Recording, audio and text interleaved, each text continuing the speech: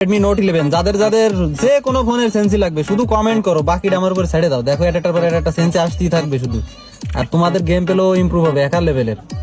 WhatsApp everybody's, then again back leader. তো guys আজ কয়েকদিন ধরে সবাই কমেন্ট করে তো ফাটাই ফেলাচ্ছ যে ভাই সেন্সি দেন। তো আজকে রেডমি নোট 11 এর সেন্সি নিয়ে আসলাম তোমাদের মাঝে।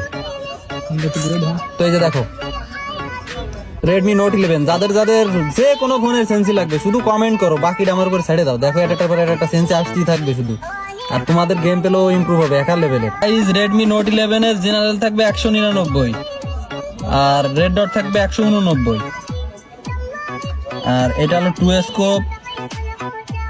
এটা 185-এর আশেপাশে দিলে স্কোপটা ভালো হবে।